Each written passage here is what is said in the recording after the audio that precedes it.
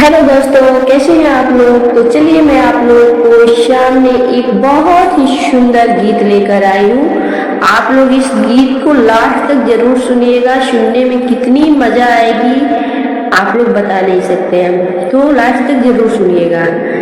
ये गीत कन्यादान के समय बेटे के पिता को सुनाया जाता है, तो आप लोग सुनिएगा कैसे सुनाया जाता है। हम तो बेटी जन्मा की अगरैनी समाधि, हम तो बेटी जन्मा की अगरैनी समाधि, रौरा बेटा जन्मा के पछतैनी समाधि, रौरा बेटा जन्मा के पछतैनी समाधि।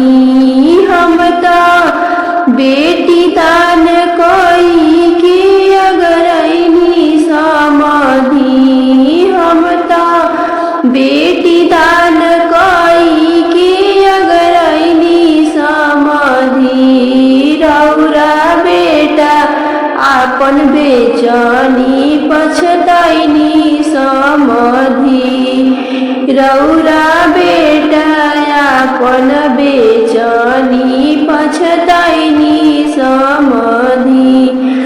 हम तो बेटी दामाद देखी जुड़ैनी समाधि, हम तो बेटी दामाद देखी जुड़ैनी समाधि, रौरा बेटा आपन बेच के पछतैनी समाधि, रौरा बेटा आपन बेच के पछतैनी समाधि।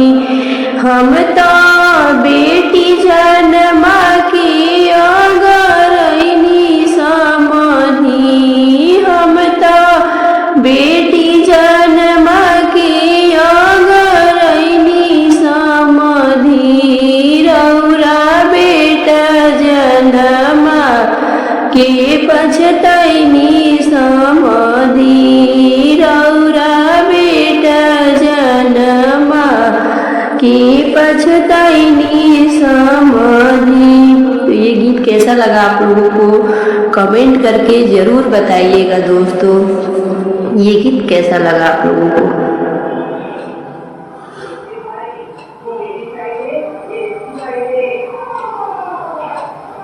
अली